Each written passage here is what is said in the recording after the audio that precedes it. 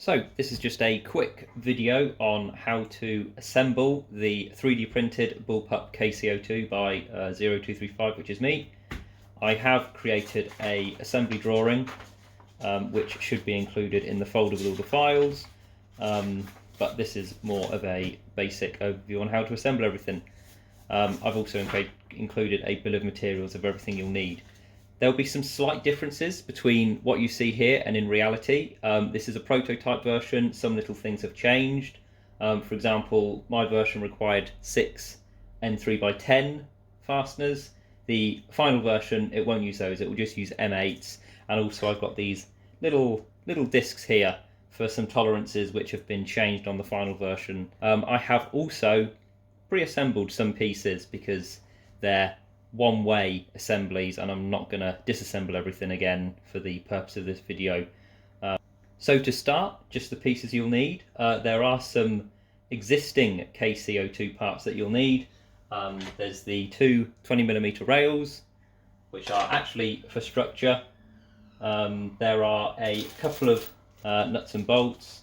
It uses the grip, and of course it uses the KC-02 with some of the original bolts for the top and the original adjustment for the hop. This is also a custom 3D printed piece which is screwed in.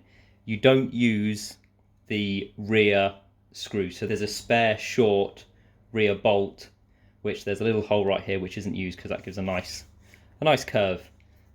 There are also some very short metal rods. I had a 2.5mm steel rod here which I trimmed to length with a Dremel tool, just a normal Dremel cutting disc on the end there. The lengths of those 2.5mm steel rods, there'll be one that's 16mm, one that's 17mm, two that are 3.5mm, which is absolutely tiny, and two that are 6mm. Regarding bolts, you'll need 24 M3x8s, 2 M3x16, 5 M3x20, those are actually already used in my case, and you will need 4 M3x30s. You will also need 2 M4x10s, these are used for screwing in the bottom custom 20mm rail, and you'll also need 1 M4x35 and 1 M4 nut. This is just a normal nut, not a nylock, and this is what's used to actually pull the trigger. And then some of the more difficult things to get, you'll actually need a M5 grub screw. You'll also need a 6mm plastic BB. No idea where you're going to get that from.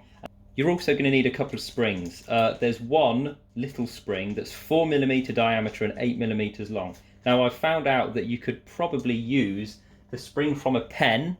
This is just a normal clicky pen spring, and you could probably chop it down to length, and this is used inside the safety catch.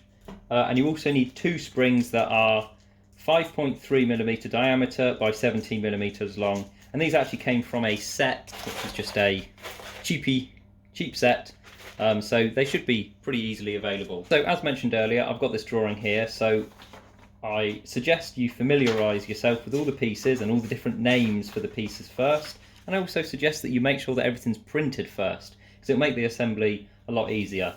So we'll start with the stock. We've got the stock front and we've got the stock middle. In this case, these have been screwed together.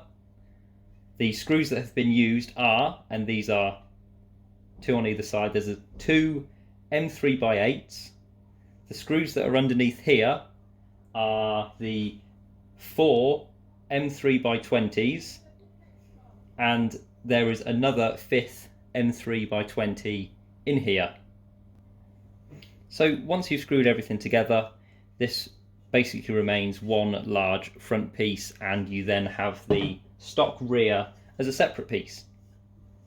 The next part to assemble, and probably the trickiest bit, is the safety catch. So in this case I've actually painted the left side red and the right side white, and what you'll need for this, the small spring, the 6mm BB and the M5 grub screw. So to assemble it, I use the aid of a little flathead screwdriver because that might come in handy. So just drop the BB in, make sure the BB is pushed to the front, and then the spring can go in afterwards. So if you feed the spring in a little bit, it's a bit tricky, so this is where I use the screwdriver to push the spring in. There we go. So the spring clicks in, so that means you have a nice little pokey ball bearing. And also what I like to do is I like to put the M5 grub screw in there just to pre-thread it and then take it back out again.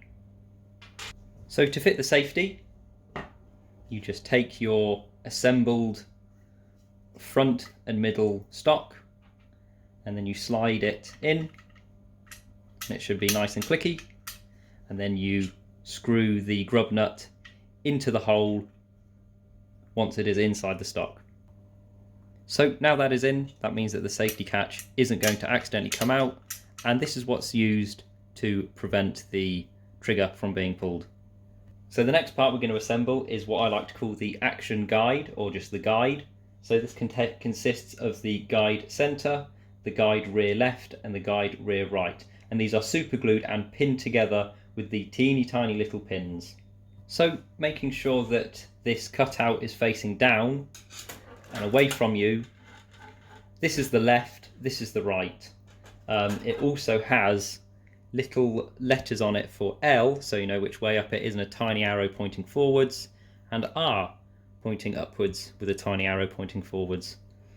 So that should help you. In this case, what I did is I super glued these two parts together, put little clips on them so they dried over time, and then with the little pins, in the case of this bench, I put it over the edge. I was able to then, with some little tweezers, hold the pins and just whack them through. I then added a little bit more super glue. I then sanded everything down so it was quite nice and smooth. So this is your guides, your action guide. Sticking to the action guides, we have the action guide front and also the trigger, because the trigger goes in here and pulls the action guide.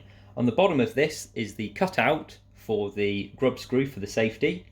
And how I assembled this is I've got my 16mm pin, and just in the top here, just hammer it in a little bit just to get it started.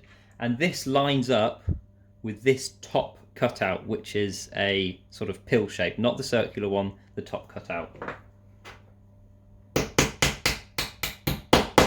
There you go. So this now holds in place. I also have a little drill bit just to make sure that pin is central as possible. So here you now have the front guide with the trigger all set up. So next we're going to assemble the front end. So the front and middle stock, we're going to make that up with the trigger and the front guide. The front guide has got some little holes in it for your large springs to go in. Also inside the middle stock there are also some spring holes. Now these are quite difficult to fit, so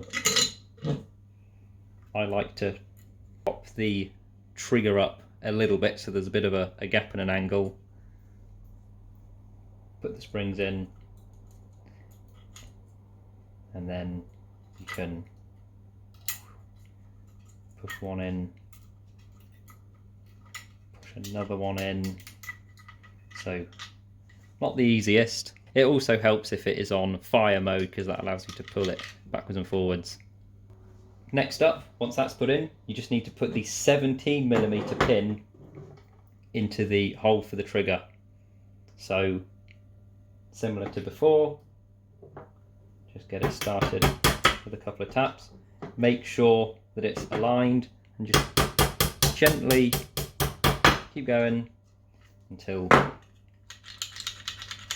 the trigger now pivots nicely. Again, I've got a little drill bit just to finish off and making sure that it's central so it's not sticking out too far like that.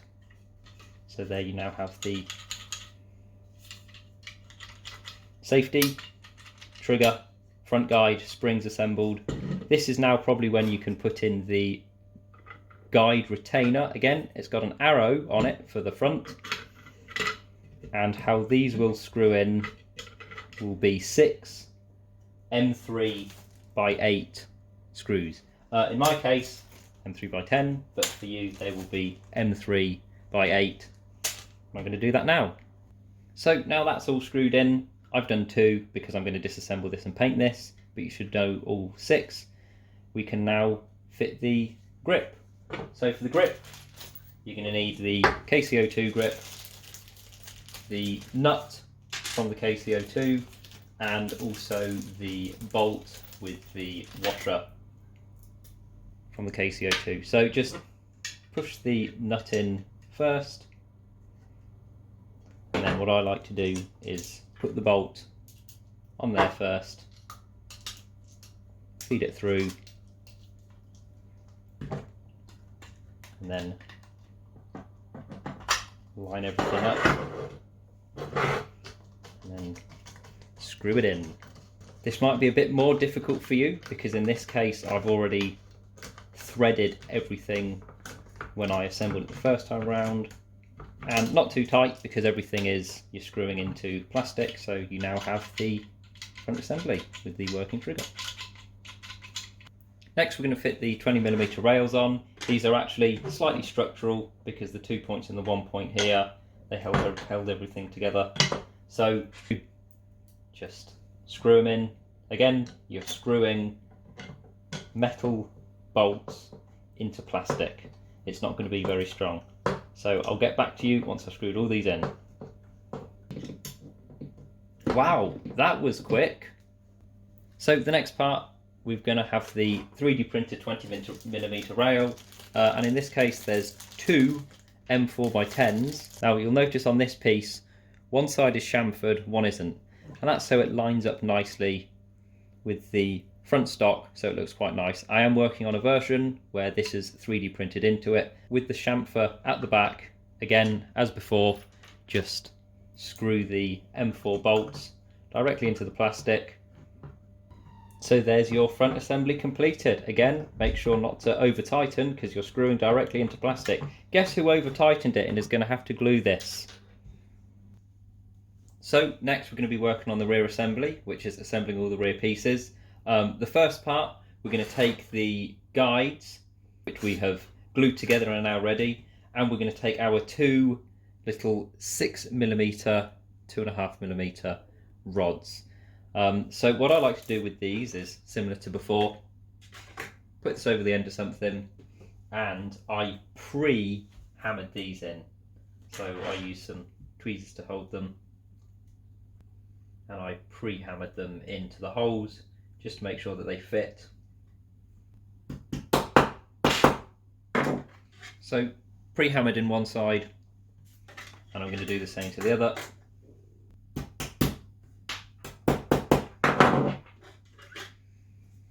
So now that those are in, that is mostly just to make sure that they can slide quite freely in there.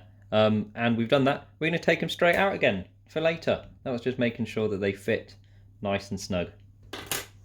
So next part, we're going to put the action guide into the rear stock. Now the bottom of the action guide is slightly tapered, and making sure that the cutout is down, just slide it into the front, just like that. So this should quite freely slide, and you should be able to see on the inside there the action guide. Now this next part is very tricky and might be quite difficult to film. We are going to try and put these pins back into the same holes inside there. So hopefully this will be visible.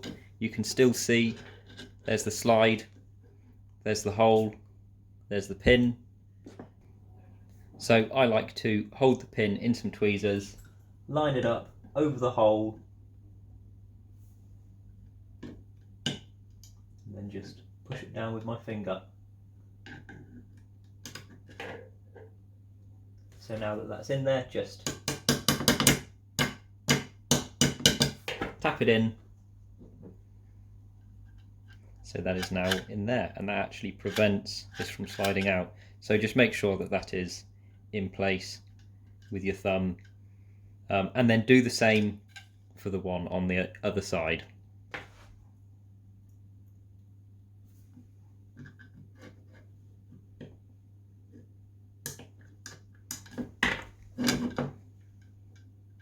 So that one went in a lot easier. No need to glue it. Now that those pins are in, they're quite loose, so we're going to have to fit the puller, as it's called. There's a left and a right, and the covers, where there is also a left and a right. They both have on them little words saying L, or you can barely make it out, saying L or R on them. So of course the ones that have the L on them go on the left hand side, and the ones that have the R on them go on the right hand side. So we're going to fit the R ones first, with the slope outwards and the little bit that sticks out inwards. There is a very small peg which this opening here fits on and pivots round. So that should go in there, and make sure the pill-shaped hole at the top aligns with the pin. So now that that is in there, if I pull on this, it should move this. So, and then you have your cover. So this is the right cover, and the peg, which is used as a pivot, goes in that way into that hole, and this should be a reasonably tight fit. So that covers that over. And when the rifle is in there, it will hold that in place. So there's no need to glue anything. This means so that it's removable, and do the same again for the other side. So we've now got both of them in, the left and the right of the rear assembly. So if we pull on this, they go backwards and forwards, and that is what pulls on the trigger. So we now have the rear assembly completed, and we'll now connect it to the front assembly. To connect the front and rear assemblies, all you need to do is take the rear piece and slot it with the guide underneath, under and over, and it should mate up quite nicely in the middle like that. For the screws that you need to use, on the bottom, this is where we use the 4 M3x30's, and in the top here, these two here, M3x16's in the top here. In this case, I'm only going to screw in 2 of the M3x30's, because again, I'm going to disassemble it for painting. This takes a long time. They are a very fine thread. I'll be back. The stock is not completely flat along the top, so if you hang it over your bench a little bit, it'll mean you get a much stabler platform to screw it in.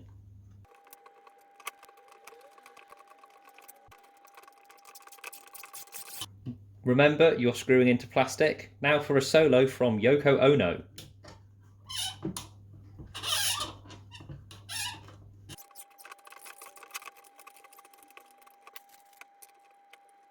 Also, when you do screw them in, go nice and slow.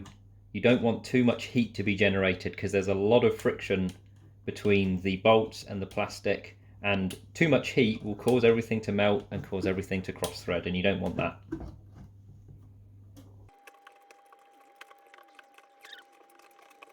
Dun dun dun dun dun dun.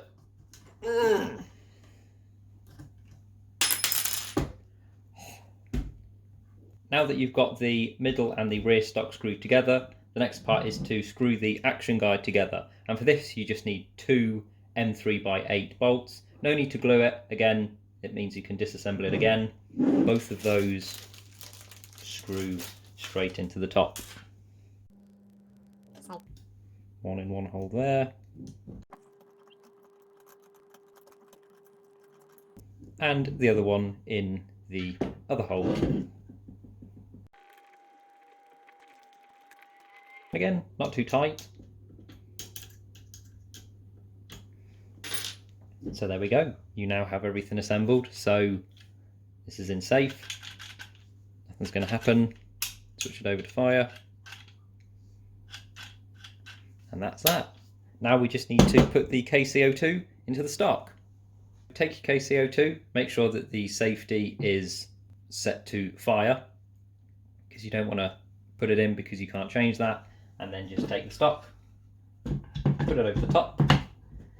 My one requires a bit more force because again it's a prototype, and once that's in, then just screw it in using the normal front and rear screws that you have with the KC-02. Now this one can be a little bit tighter because you are screwing into metal. So this one, there's less risk of cross-threading.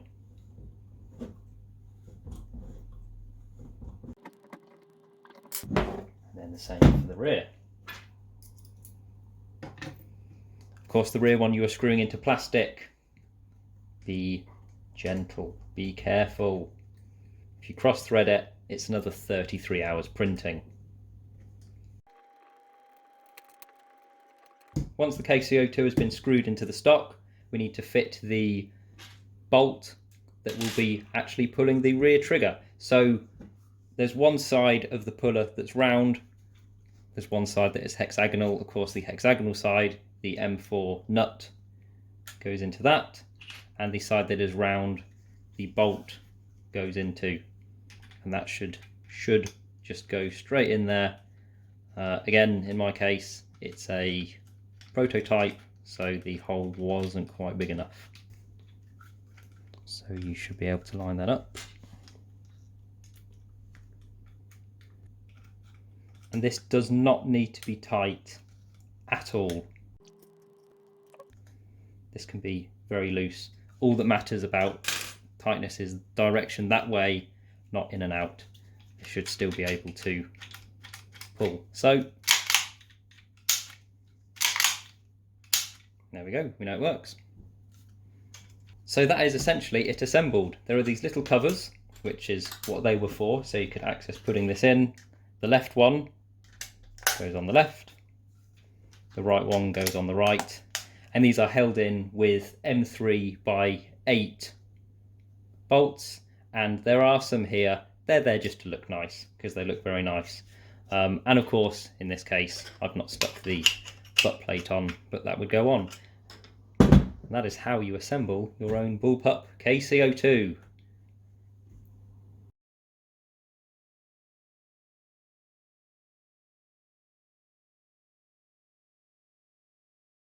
I forgot, it's an airsoft video.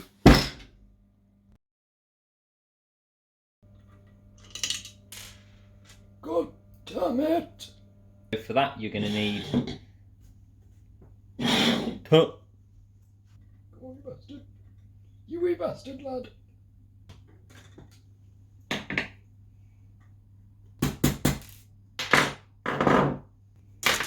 Shit. Ooh. Ooh. You bastard, you little... Come on, you little bastard, shite. Hey, why are you not going in there, laddie? Why are you not going in there? I'm trying to make a video. I'm trying to make a video. Yeah. What the fuck? Oh!